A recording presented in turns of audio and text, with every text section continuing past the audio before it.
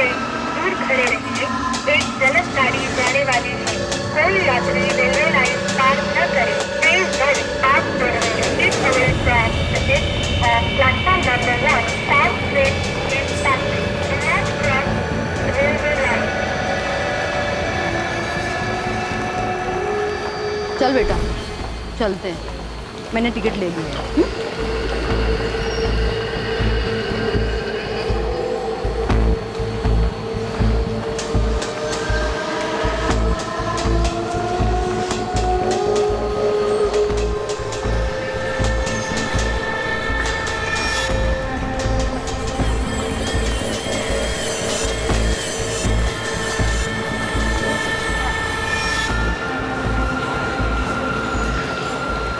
काजल, अब यहाँ से आगे तुम्हें ये आंटी ले जाएगी।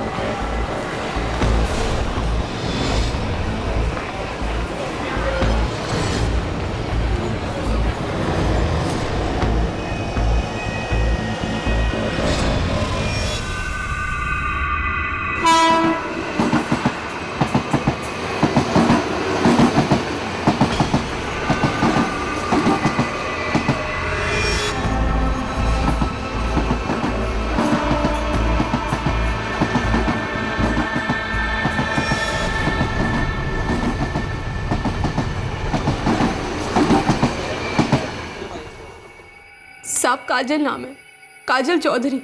बस 10 साल की है। रोज की तरह कल शाम वो बाहर खेलने गई, बस फिर लौटी ही नहीं। आप लोग यहीं पालघर में रहते हैं? जी साहब, तिलक बाग में। अनिता जी, कल सुबह से क्या क्या हुआ हमें सब बताइए। साहब वो काजल रोज की तरह सुबह स्कूल गई, फिर हर रोज की तरह ही वो 1 बजे स्कूल से वापस भी आ गई थी। रोटी खाई, फिर कुछ 3 बजे के आसपास वो अपनी सहेलियों के साथ खेलने बाहर चली गई। कौन है उसकी सहेली? पड़ोस की बच्चियां हैं साहब। नाम? एक अश्विनी और दूसरी हर्षिता।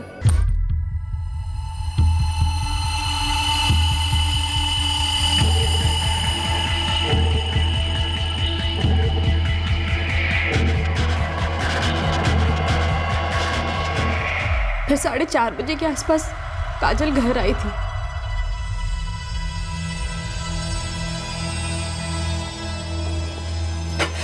अरे काजल, तू आ गई?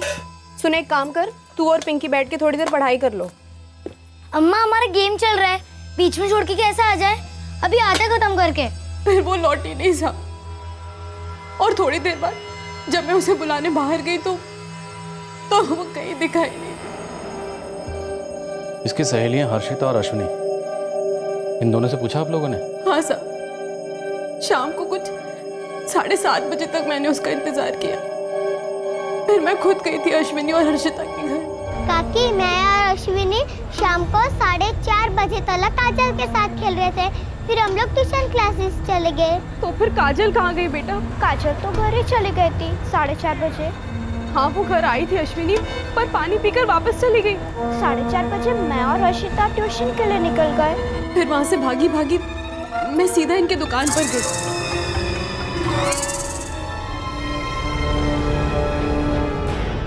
सुनिल, क्या हुआ? वो काजल वो घर नहीं आई और कहीं मिल भी नहीं रही। क्या बोल रही हो अनिता? और शाम को खेलने गई तो वापस ही नहीं आई। हमने हर्षिता और अश्विनी से भी पूछा, वो कह रहे कि वो 4:30 बजे ही चली गई थी। मैंने और गिरीश ने पूरा तिलक बाग छान मारा साहब, हर गली हर घर सब जगह पूछा साहब।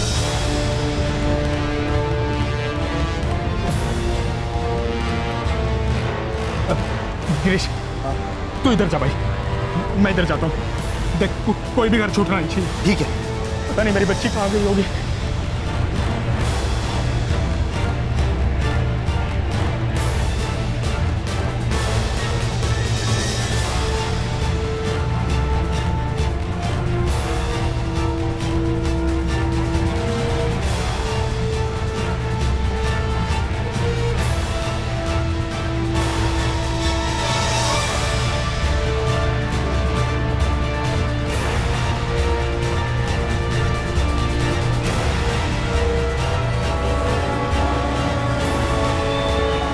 ढूंढते ढूंढते सुबह हो गई साहब।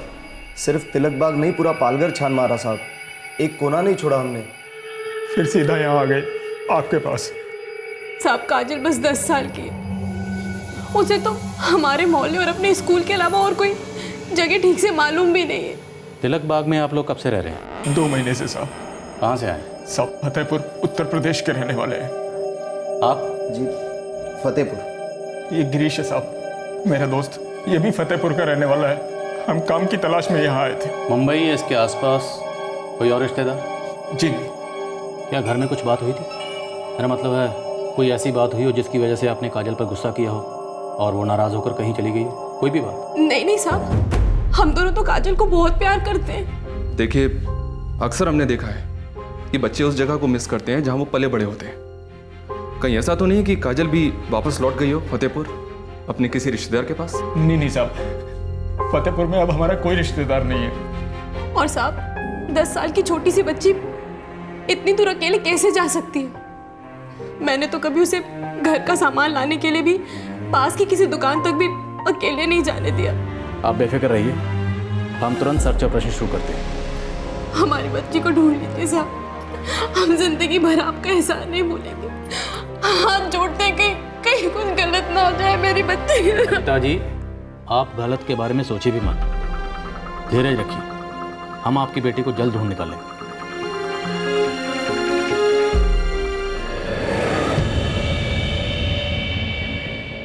कौन थे वो लोग?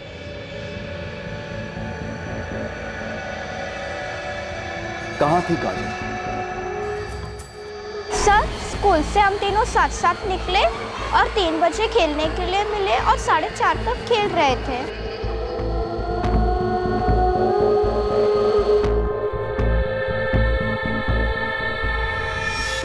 फिर मैं और हर्षिता ट्यूशन के लिए गए।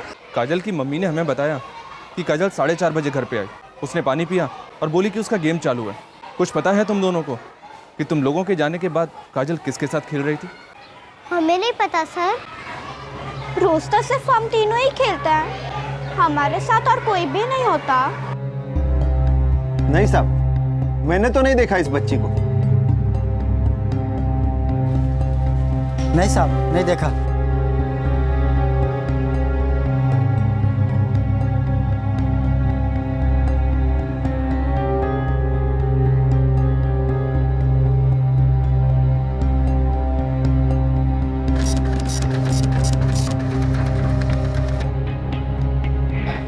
साल की है, हरे रंग का ड्रेस पहना है बच्ची ने। फतेहपुर उत्तर प्रदेश से आई है, लगभग 2 महीने पहले।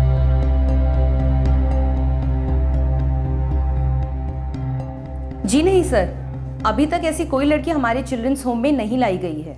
सर सारे एक्सीडेंट केसेस चेक किए, मुर्दा घरों में पता किया, यहाँ तक कि इलाके के सारे पुलिस स्टेशन में उसके फोटो और डिटेल्स को भेजा गया है। और अभी तक नो रिस्पॉन्स? कुछ नहीं मिला है सर। पड़ोसियों से भी पूछा है, किसी से कोई लीड नहीं। ये बच्ची काजल 10 साल की है, तो क्या ऐसा हो सकता है कि इस बच्ची को किसी ने कुछ खिला पिला कर, कोई टॉफ़ी या चॉकलेट देकर पहले बातों में फंसाया हो, फिर उठा कर ले गया हो सकता है सर। बच्चे उठाने वालों की ये मोडस ऑपरेंडी रेगुलर है। मैं एक काम करता हूँ, चाइल्ड ट्रैफिकिंग सेक्टर के सारे खबरियों को काम पर लगा देता हूँ। चाइल्ड ट्रैफिकिंग के जितने इंस्टीट्यूटर्स हैं, जितने अंडर ट्रायल्स हैं, सबको डंडा करो प्यार से। हमें किसी भी हालत में इस बच्ची को पालघर से बाहर ले जाने से पहले ही बचाना है। अगर ये केस चाइल्ड ट्रैफिकिंग का केस है तो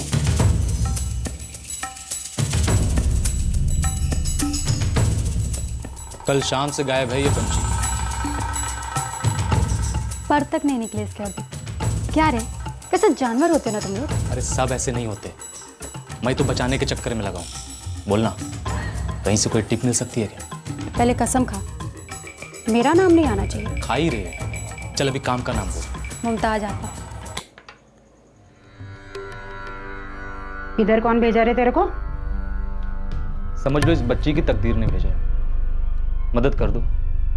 पुलिस वाले पागलों की तरह ढूंढ रहे हैं इसे। ये पार्सल तो इधर नहीं आया हीरो, और इस इलाके में अगर कोई पार्सल आता है या जाता है तो नाका सिर्फ एक ही है, मुमताज आपा का। किसी और ने खोला हो तो? खुद का टोल नाका? इतनी हिम्मत किसी की नहीं है अभी इस इलाके में, और अगर ऐसा हुआ है तो पता करके बता मुझे, पुलिस वालों से ज्यादा दूंगी, समझा? अनीता जी, हमने आपकी बेटी काजल को ढूंढने में कोई कसर नहीं छोड़ी है। साहब 3 दिन हो गए, 3 दिन में एक बच्चे के साथ कुछ भी हो सकता है, और मेरी काजल तो बहुत ही भोली। अनीता जी, दिमाग पे जोर डालिए और हमें बताइए, क्या कभी ऐसी कोई बात हुई थी जिसकी वजह से आपने या आपके पति सुनील ने आपकी बेटी काजल को डांटा हो? काजल ने कभी किसी बात को लेकर आपसे जिद की हो, झगड़ा हुआ हो या गुस्सा आया हो उसे? कुछ भी, अगर कोई भी ऐसी बात है तो प्लीज़ छुपाइए मत। नसीब ने मुझसे मेरी बच्ची को छुपा दिया है साहब। मैं आपसे क्या छुपाऊंगी? सोच सोच कर घबराहट होती है। किसी ने बहलाया, फुसलाया, कुछ खिला दिया, कहीं ले गया। एक छोटी सी बच्ची के साथ कहीं को कुछ गलत ना हो जाए।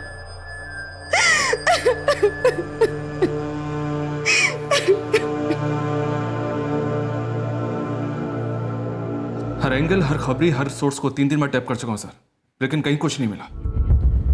काजल के माँ बाप का भी यही कहना है कि उनके बीच में कोई अनबन नहीं थी और काजल किसी बात को लेकर गुस्सा नहीं थी। सर, एक 10 साल की बच्ची को ऐसा भी क्या गुस्सा आएगा कि वो अपना घर छोड़कर कहीं और चली जाएगी? यादव, याद है उस दिन तुमने एक बात कही थी कि हो सकता है वो बच्ची फतेहपुर वापस चली गई? जी हाँ सर, लेकिन उस एंगल को तो हमने टटोला ही नहीं था, क्योंकि काजल के पिता सुनील का कहना है अभी उनका वहाँ कोई नहीं है। हो सकता है सुनील का वहाँ कोई ना हो, लेकिन काजल की तो यादें वहाँ से जुड़ी हो सकती हैं जिसका जिक्र उसने किसी से ना किया।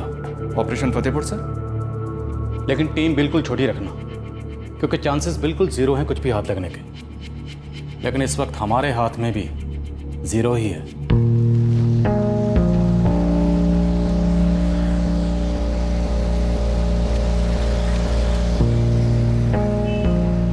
सुनील, हाँ? सब ठीक तो है? तेरी भाभी घबराई हुई है यार, मुझे भी डर लग रहा है। ख्याल रखो।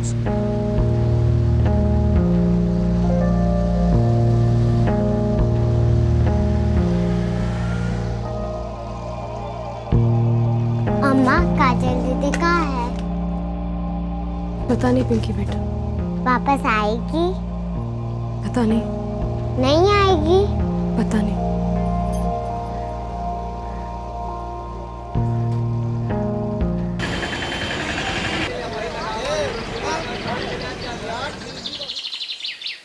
हाँ साहब, इसी गांव की बच्ची है काजल, सुनील चौधरी की बड़ी बेटी। साहब, वो रहा उनका घर, 2 महीने से बंद है। क्या पिछले कुछ दिनों में इस बच्ची को यहाँ पे देखा है किसी ने? साहब, हमने तो नहीं देखा। अगर किसी और ने देखा होता तो पता जरूर होता। गुप्ता जी, हमें अलग अलग लोगों से पूछना चाहिए, सारे गांव में। बिल्कुल यादव जी, हम और आदमी मंगवाते हैं, पूरे गांव में फैला देते हैं। साहब रुकिए। साहब, ये आप लोग कह रहे थे कि ये सुनील चौधरी और उनकी पत्नी अनीता चौधरी अपनी बेटी काजल की मिसिंग कंप्लेन लिखवाई है मुंबई में। हाँ, क्यों? कुछ कहना है तुम्हें? कहना तो कुछ नहीं है, बस अचानक से चले गए थे। अब किसी को मालूम ही नहीं था कि मुंबई रवाना हो गए। अच्छा सर।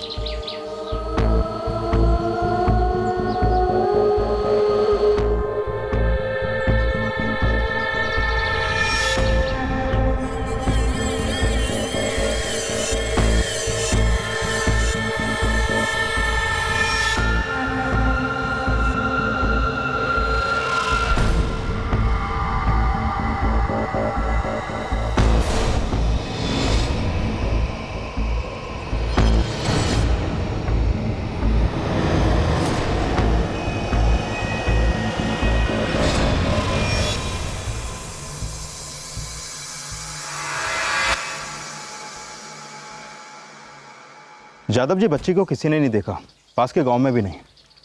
और यहाँ इस गांव में चौधरी परिवार का कोई रिश्तेदार भी तो नहीं है। इस गांव की बच्ची है 10 साल की, मुंबई में गायब हुई 1 हफ्ते पहले।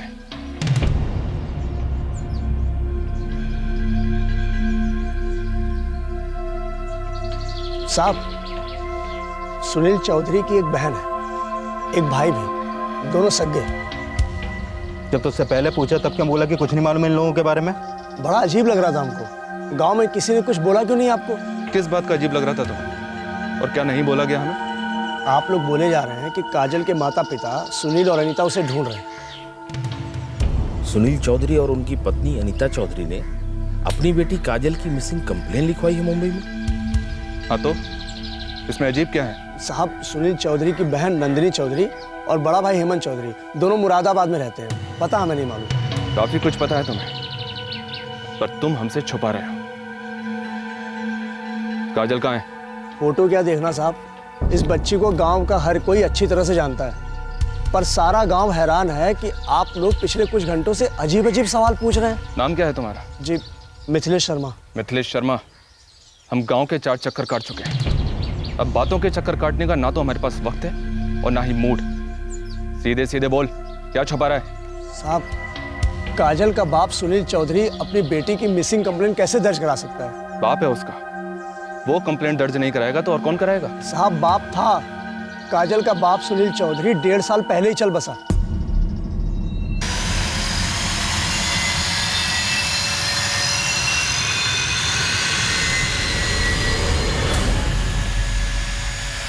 ये सुनील और ये अनीता, ये दोनों बच्ची की मिसिंग कंप्लेंट दर्ज कराने आए थे, और अब तुम कह रहे हो कि बच्ची का बाप सुनील 1.5 साल पहले गुजर गया। तो फिर ये कौन है? ये तो राशिद शेख है, इसी गांव का है। ये काजल का बाप नहीं है साहब। और ये अनीता इस बच्चे की माँ है या कोई और?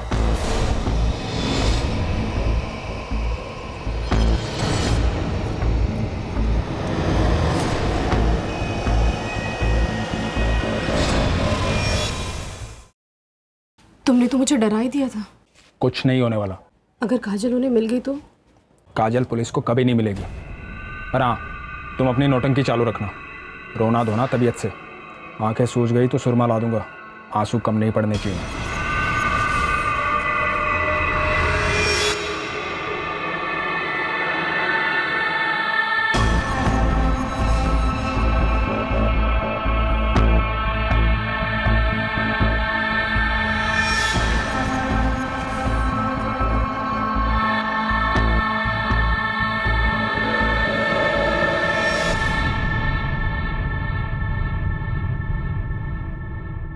काजल पुलिस को कभी नहीं मिलेगी, राशिद ये बात इतने दावे के साथ क्यों कह रहा था? काजल को ऐसी कौन सी जगह भेजा गया था जहां पुलिस उस तक पहुंच ही नहीं सकती थी? वहां फतेहपुर में पुलिस को पता चल गया था कि अपने आप को सुनील बताने वाला दरअसल राशिद शेख है और वो काजल का पिता नहीं है। काजल का असली पिता मर चुका था। तो फिर ये राशिद और ये औरत जो अपने आप को अनीता कह रही थी, ये लोग कौन थे? इन दोनों ने पालघर पुलिस स्टेशन में शिकायत दर्ज करवाई थी कि वो सुनील और अनीता चौधरी हैं और उनकी 10 साल की बेटी काजल चौधरी घर नहीं लौटी है। पुलिस ने 1 हफ्ते तक जमीन आसमान एक कर दिया था, लेकिन बच्ची की कोई खबर नहीं थी। उसके बाद पुलिस ने एक चांस लिया था और इस जोड़े के गांव फतेहपुर उत्तर प्रदेश चली गई थी, और वहां इस केस में एक बहुत ही बौखलाने वाला नया एंगल खुल गया था। उम्मीद थी कि इस नई इंफॉर्मेशन के साथ पुलिस लौटकर इस केस को सुलझाने वाली थी, लेकिन अहम सवाल यह था कि 10 साल की काजल कहां थी और किस हाल में थी? इन कहानियों की असल कहानी क्या है?